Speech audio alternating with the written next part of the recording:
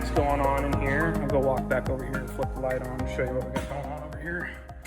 This is kind of an interesting endeavor that a friend of mine and I are doing, but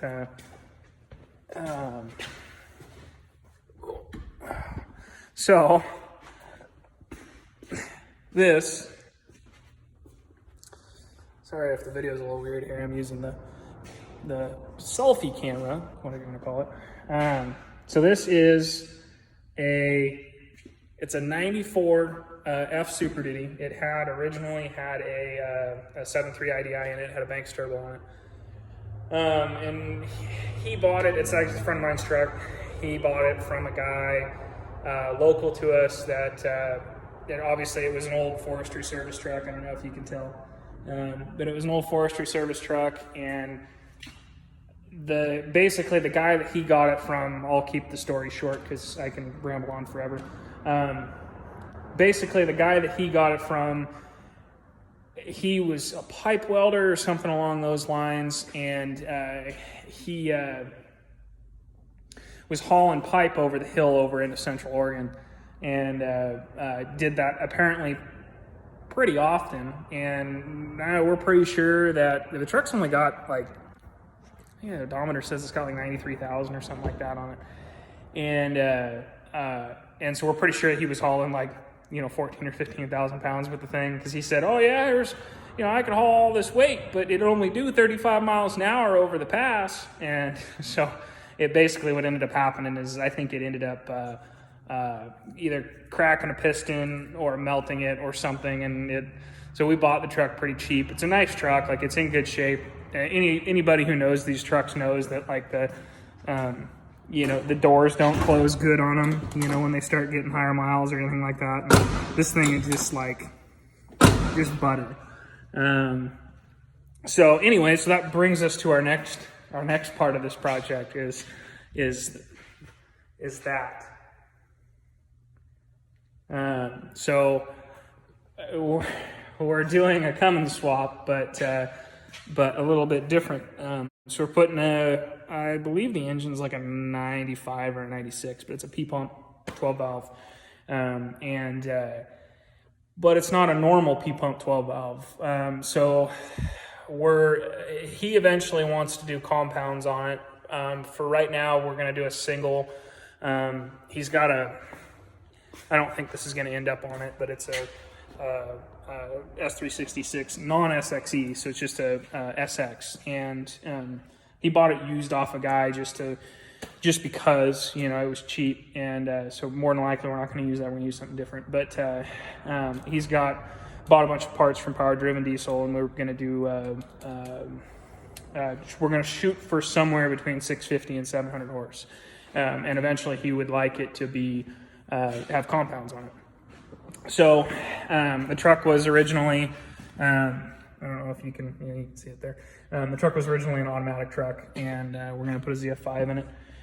This thing has been an absolute pain in the, we're talking, this engine here this is the second block that we've gotten.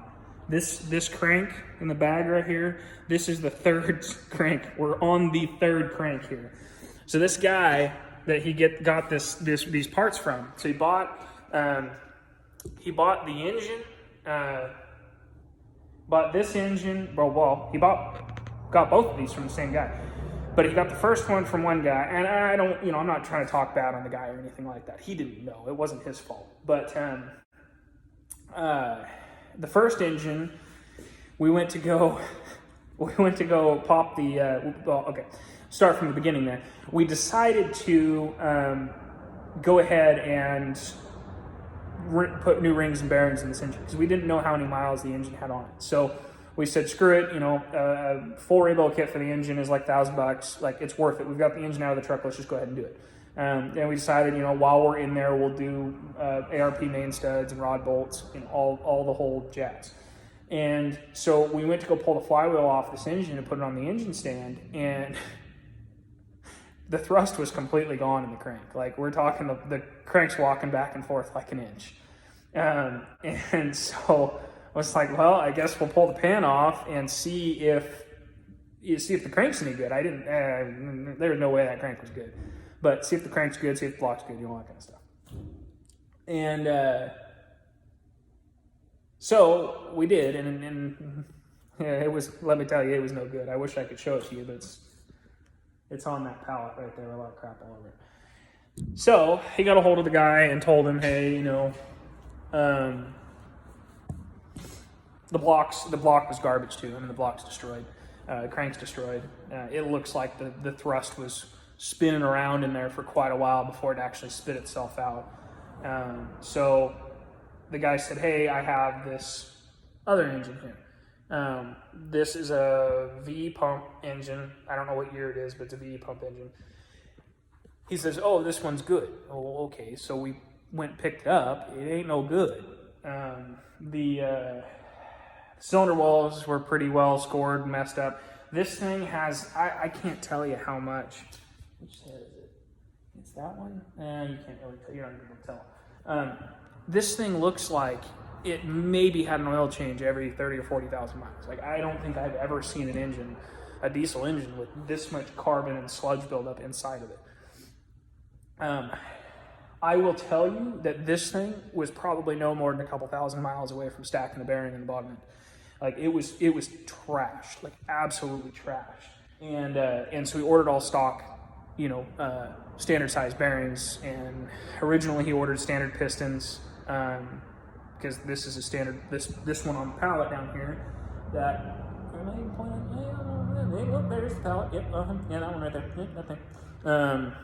That's standard bore, and all we were going to do was hone those cylinders, because they looked good enough. There's no reason. They just needed, a little bit of cross-hatching put back in. I mean, whatever. We're going to do a redneck rebuild on it, so to speak. So we weren't going to take it out and have it bored. Yes, I know that's not the right way to do it, but that's what we were going to do. So, anyway, so this one we found needed to be bored. It had some pretty bad scoring in the cylinder walls, and it just needed to be bored. So he called the company that he bought the engine kit from, and the company said, oh yeah, no problem. That because of all the COVID stuff that's going on right now, they couldn't just send him a set of oversized pistons and have him send his standard size pistons back, so he had to pay for them and whatever. But he's going to send them back. So he got oversized pistons for him. But we still have standard size bearings. So then you have to go jump through that whole hoop again. It's like, why not just send the whole engine kit back and buy one with oversized bearings and everything? Like, it doesn't make any sense. So anyways, he talked to the guy he got the engine from. Well, then the guy ended up having this crank in the bag, because the crank, we'll go walk over here and see if I can show you the crank. I don't think you're going to be able to see it. You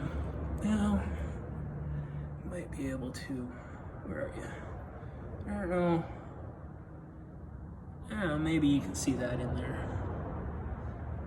My camera is broken on the other side, or else I'd show you with that one, but you can see that one pretty good.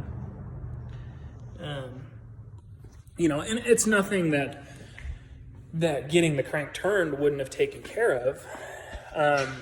But again, the parts have already been ordered for a standard size, standard bearing engine. We were never planning on taking the block to the machine shop, because the cylinders didn't have a ring lip at the top. They didn't have anything. It looked like it probably had some slobbery injectors in it, and the cylinders got a little washed down, so it didn't have the cross hatching in it should. So we were just going to ball hone the damn thing, put new pistons in it, put it in the truck. The engine would already be in the truck by now if we could have done that, but we obviously can't do that.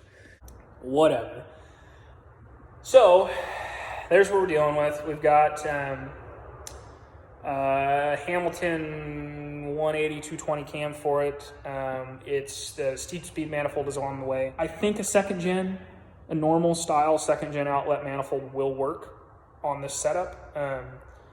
So we obviously have the stock manifold. We're gonna basically mock up this block, the junk block with a head, and get it in the truck, and we're gonna build all the intercooler piping and everything while we're waiting for we can't take anybody who knows, when you take an engine to a machine shop to have it bored, any good machine shop, oh god, somebody needs to fire this cameraman. any good machine shop is going to want the pistons to size the cylinders to the pistons. You don't just walk in and go, hey, I want my block bored 20 over, do it. Like, they don't do that. Funny, this crank is also damaged as well. It's not perfect. We can't just put it in the truck and make it run. I'd show you, but you're not going to be able to see it on camera. You run it's almost like, I don't even know. I honestly have no idea how it got this way, but it's got very fine ridges in the bearing surfaces on every single one of the journals on the crank. So hopefully it can be polished. We're really hoping, because otherwise we're buying a set of oversized bearings, which, whatever.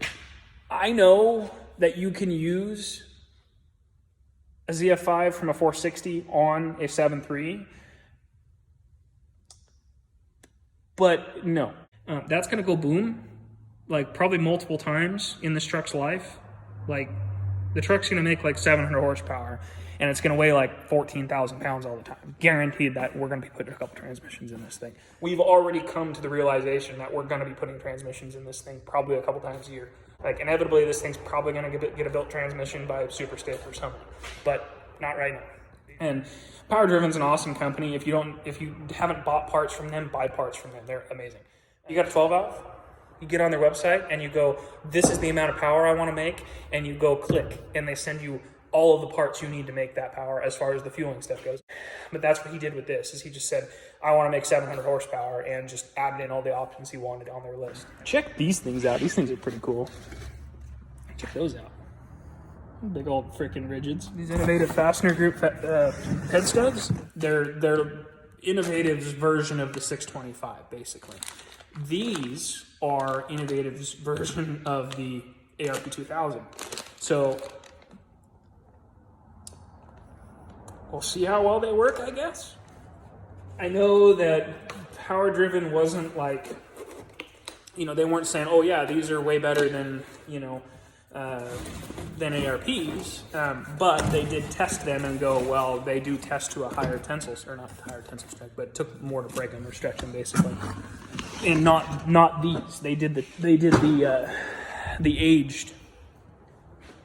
aged stud. They tested those. They didn't test these regular old freaking pot metal ones.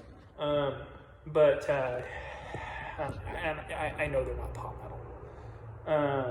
But anyways, they didn't test those, so they tested the other ones, and they tested really good. So we said, screw it. We don't want to spend a bunch of money on head studs right now, so let's buy these and see how they do. And they're a hair cheaper than the ARPs are, not by very much. I think it was like $50 difference or something like that. Yeah, so I think that's all of our update here for that anyways. Good God, I'm at 20 minutes on that. Jesus, I'm gonna quit talking so much. This thing, anybody wants to buy it? I don't know if you can see it. Let me get it in there. If anybody wants a 03 or 04. 04? 04. It's 2004. 6-liter, 6-speed. Might end up keeping it. Who knows? This thing's pretty good. I think it's got a cracked head. It's got diesel in the coolant.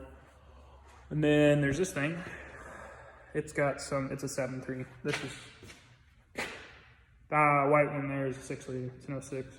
This is 2000. 6-speed, dually, all that crap. It has some sort of high pressure oil system related, whether it be a leak or high pressure oil pump not working properly, or whatever. But we got to build a gauge adapter for it so I can stick a manual gauge on it and see whether it's building high pressure oil right off the bat, or building what it should right off the bat. I'm assuming it does. It cranks for a little while longer than it should before it starts, but it doesn't start like it has a bad glow plug relay or bad glow plugs or anything like that. It starts realistically like it's not making any high pressure oil. So that's the avenue we're going to go down. I'm not sure where or what is going to be next, but we'll figure that out. Have a good one.